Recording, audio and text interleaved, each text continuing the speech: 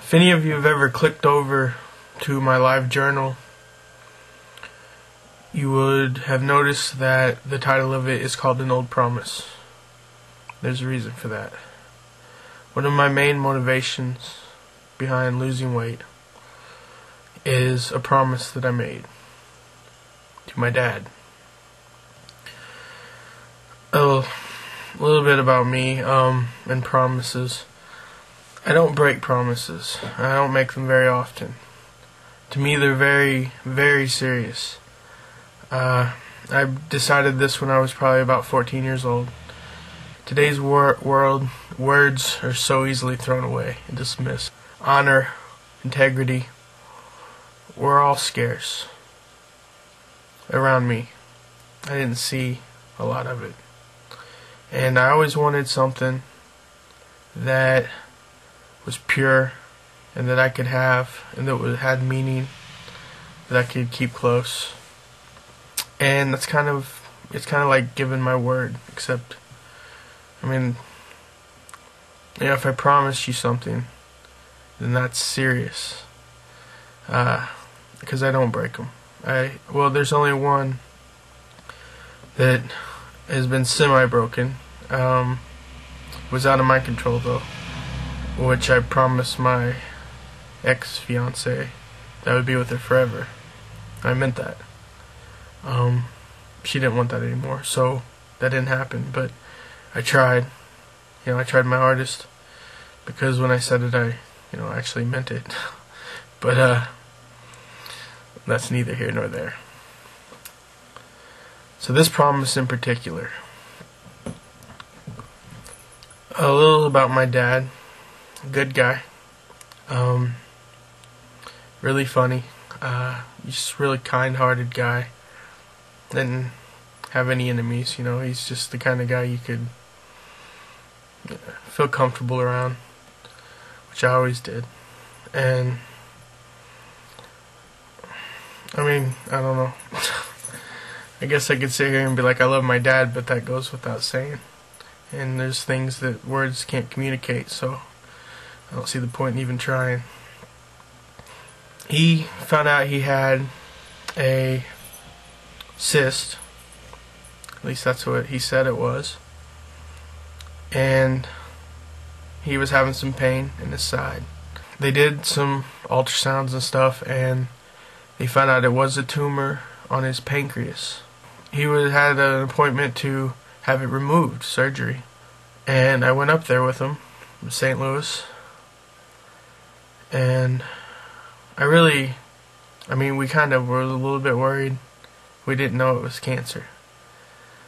And at that point I was 475 pounds and walking. We had to plan out how I was going to manage. Just like walking up to his room was like a major ordeal for me.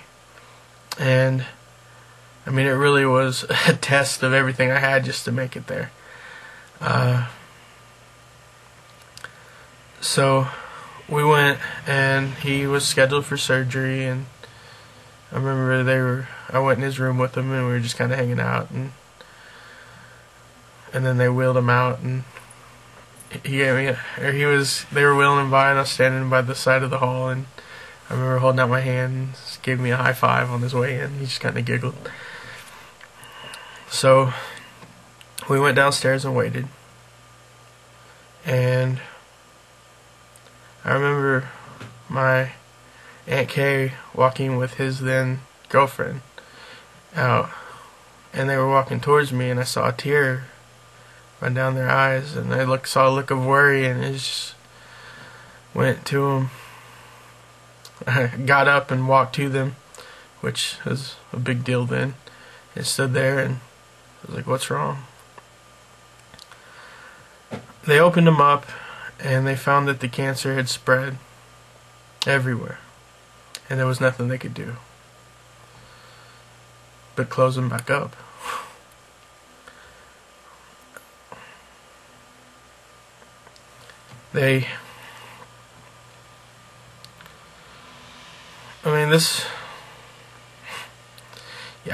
you just I went in the room.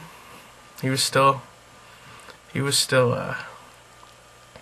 under, and I was just sitting there thinking, what am I gonna say when he wakes up? You know, he just thinks he's having a tumor taken out, and then his pain's gonna go away, which he was in a lot of pain.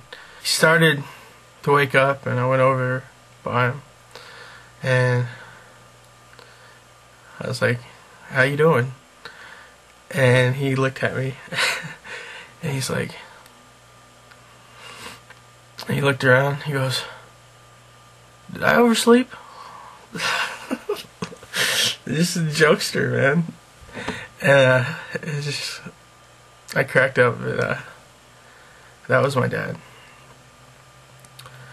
The nurse came in, or the doctor came in later, and told him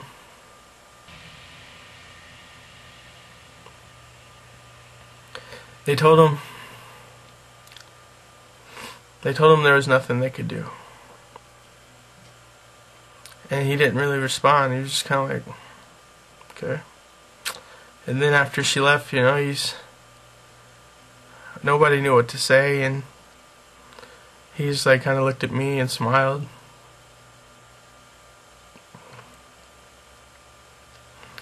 Yeah, he's trying to make me feel better.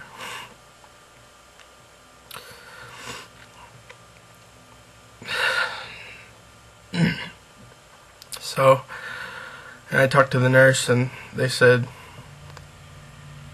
3 months to a year expected. Don't know how you deal with that.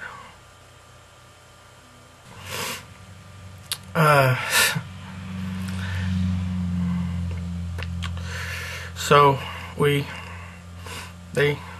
the good news that I took out of it was that he could come home, and that was good. I just was happy for him to be able to get back. And so, not really knowing how to take that news, how to process it, how to deal with it, I came home, and you know, I spent time with him, and it's awkward.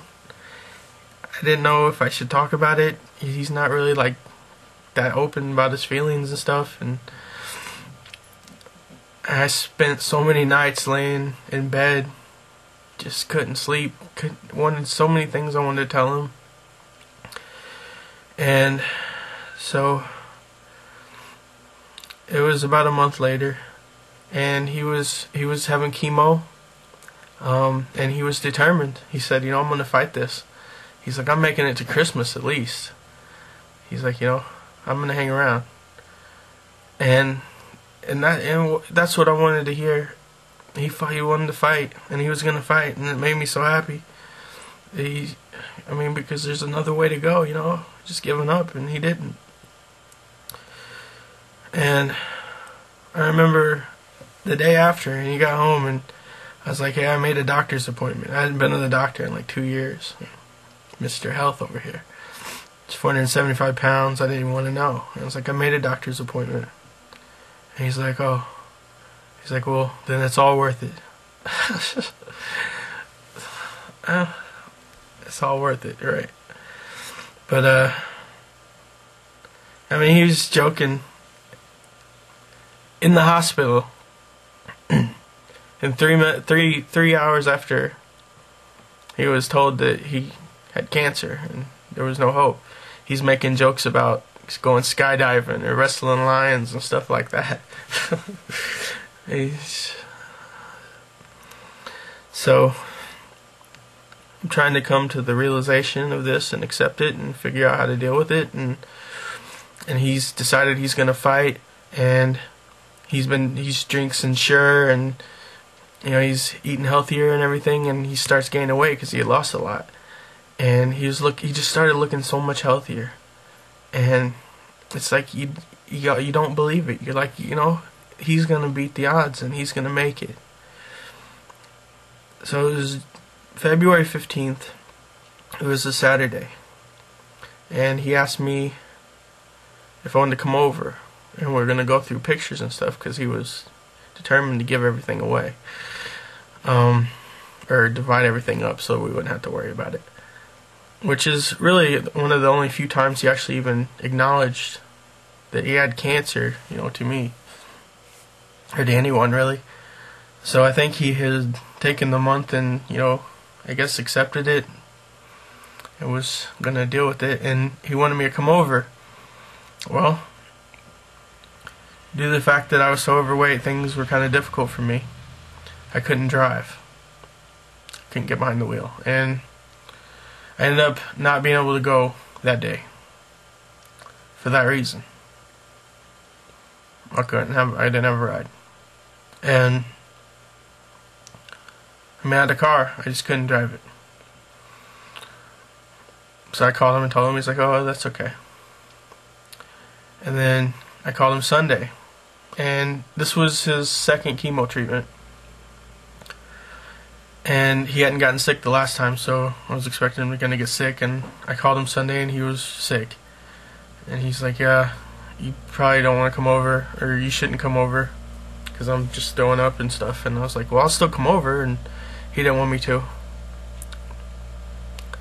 so I didn't. And I told him I'd come over Monday. I got a call Monday, and they said, your dad's in the hospital and he's probably not going to make it. And I was like, what? I don't understand. I don't understand. That's all I could say is I don't understand. Because he was looking healthier, It had only been a month, and I got dressed, and Stephanie came and picked me up, and we went to the hospital. And I remember walking in, and he had IVs, and he was just like shaking, convulsing.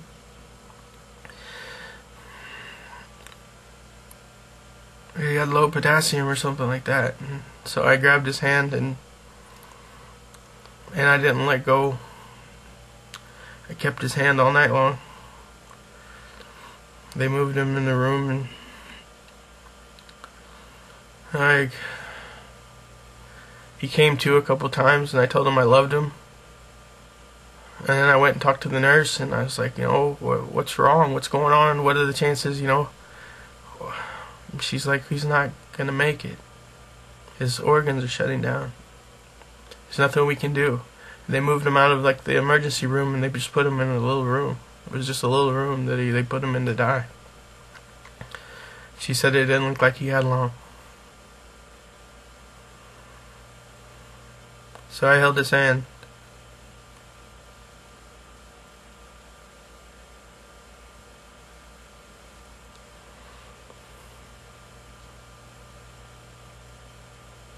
Later on that night, probably one of the 2 or 3 times I actually left his side for more than 1 minute. And I was outside in the hallway talking to my mom and my aunt, which is his sister. And somebody popped their head out and they said he's going. And I remember walking in there, and I looked at him, and he was on his side, and I remember seeing that he had vomited. And I just looked at one of the nurses, and I was like, is he breathing? And they wouldn't even answer me, and I don't know what happened, but I just took a left, went into the bathroom, and fell on the ground. Just my head on the ground, and just kind of banging my fists on the floor. And my mom, was right behind me, and she kind of fell over my back. And I remember saying, just please, Mom, can you make this go away? Make this not happen. Just please do something. Make it better like you used to when I was a kid. And she couldn't. So he passed away that night.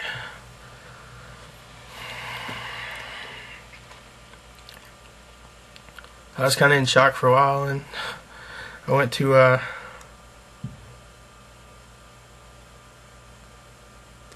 we're in the waiting room, and then they finally let me go back in there with him. and he looked like he was sleeping, and it was peaceful. I never, he was still warm, and it's just like he was just sleeping. And I had some time alone, and I shut the door, and I talked to him, and I told him I'm sorry that I didn't come, which is something that I'll always regret for my whole life, that I was in that condition, that I couldn't, I mean, that would have been our last chance, we were going to go through pictures and stuff. I mean, he could have opened up to me, we could have talked, I could have said the things that I wanted to say that I'm never going to get to say now. And, I'll be eternally sorry for that. And I told him, I said, Dad, I promise you that I will make you proud. I will change my life. I will turn it around. And I will make you proud of me. And I made him that promise that night, holding his hand, tears coming down my cheek. And I promised him that I was going to make him proud of me. And that's what I'm going to do. And that's one of my main motivations behind the weight loss and just everything with my life. If he was here and he's seen what I've done, to this point, I think he'd be pretty shocked. And I know he would tell me that it was worth it. I mean, that's just the kind of guy he was. So I do this to honor him. And I hope that I have made him proud and will continue to.